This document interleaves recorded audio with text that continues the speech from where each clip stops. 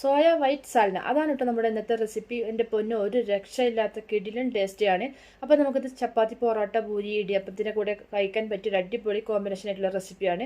നമുക്ക് എങ്ങനെ ഉണ്ടാക്കുന്നത് നോക്കാം. അപ്പോൾ അതിന് ആദ്യം തന്നെ വേണ്ടത് സോയാബീൻസാണ്. അപ്പോൾ ഞാൻ നല്ല തിളച്ച വെള്ളത്തിലിട്ട് കുറച്ച് നേരം ഇട്ട് വെക്കുന്നുണ്ട്. ഇനി ഇതിലേക്ക് ഒരു അരപ്പ് റെഡിയാക്കാം. അതിലേക്ക് മിക്സിയുടെ ജാറിലേക്ക് ഒരു 10-15 ചെറിയുള്ളി, ഒരു 3/4 കപ്പ് തേങ്ങ ചിരവിയത്, അതുപോലെ തന്നെ എരിവിന് ആവശ്യത്തിന് ഒരു 5 പച്ചമുളക്, ഒരു 1/2 ടീസ്പൂണ് ചെറിയ ജീരകം, 1 ടീസ്പൂണ് വലിയ ജീരകം, പിന്നെ ഒരു പീസ് പട്ട, 2 ഗ്രാമ്പു, 1 ടീസ്പൂണ് കസ്കസ, പിന്നെ ഇതിലേക്ക് ഒരു 5-6 അണ്ടിപ്പരിപ്പ്, അതുപോലെ തന്നെ ഒരു 1.5 ടേബിൾ സ്പൂണ് പൊട്ടുകടല, ഇനി ഇതിലേക്ക് ഒരു 1/2 ടീസ്പൂണ് കുരുമുളക്.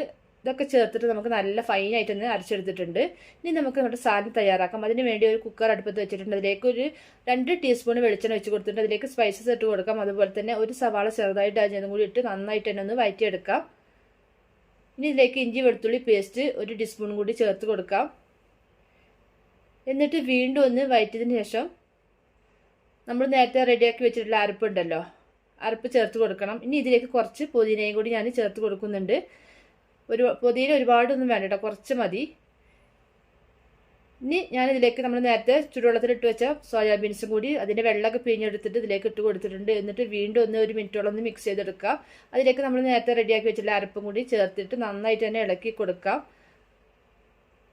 അപ്പോൾ അതൊന്ന് ഇളക്കിയതിന് ശേഷം നമുക്ക് ഇതിലേക്ക് മിക്സിയുടെ ജാറിലേക്ക് തന്നെ കുറച്ച് വെള്ളം കൂടി ഒഴിച്ചിട്ട് നമുക്ക് ഇതിലേക്ക് ഒഴിച്ച് കൊടുക്കാം. അപ്പോൾ നിങ്ങൾക്ക് എത്രയാണ് ഗ്രേവി വേണ്ടത് അതനുസരിച്ച് വെള്ളം ഒഴിച്ച് കൊടുക്കാം. എന്നിട്ട് വീണ്ടും ഒന്ന് മിക്സ് ചെയ്തെടുക്കാം. അപ്പോൾ ഇതിൽ ഉപ്പുണ്ടൊക്കെ ഒന്ന് ചെക്ക് ചെയ്യാം. ഇനി ഇതിലേക്ക് ഒരു 1/2 ടീസ്പൂണ് മല്ലിപ്പൊടി ചേർത്ത് കൊടുക്കാം. ആവശ്യത്തിനുള്ള ഉപ്പും കൂടി ചേർത്ത് നമുക്ക് ഒരു 2 വിസിൽ വരെ നിന്ന് വേവിച്ചെടുക്കാം. അപ്പോൾ നമ്മുടെ സാലഡ് തയ്യാറായിട്ടുണ്ട്. ഇനി നമുക്ക് ലാസ്റ്റായിട്ട് ഫ്ലെയിം ഓഫാക്കിയതിന് ശേഷം ഞാൻ കുറച്ച് മല്ലിയില ചെറുതായിട്ട് അരിഞ്ഞതും കൂടി ഇട്ട് ഒന്ന് മിക്സ് ചെയ്തെടുക്കാം. അപ്പോൾ നമ്മുടെ സാലഡ് തയ്യാറായിട്ടുണ്ട് കേട്ടോ. അടിപൊളി ടേസ്റ്റിയാണ്, ഒരു രക്ഷയില്ല കേട്ടോ. അപ്പം നമുക്കിത് ചപ്പാത്തി, പൊറോട്ട, പിന്നെ അതുപോലെ തന്നെ പൂരിൻ്റെ ഒക്കെ കൂടെ നല്ലൊരു അടിപൊളി കോമ്പിനേഷനാണ്. അപ്പോൾ എല്ലാവരും ഒന്ന് ട്രൈ ചെയ്ത് നോക്കണേ. അപ്പോൾ നിങ്ങൾക്ക് എൻ്റെ വീഡിയോ ഇഷ്ടപ്പെട്ടാൽ ഒന്ന് സപ്പോർട്ട് ചെയ്യണേ.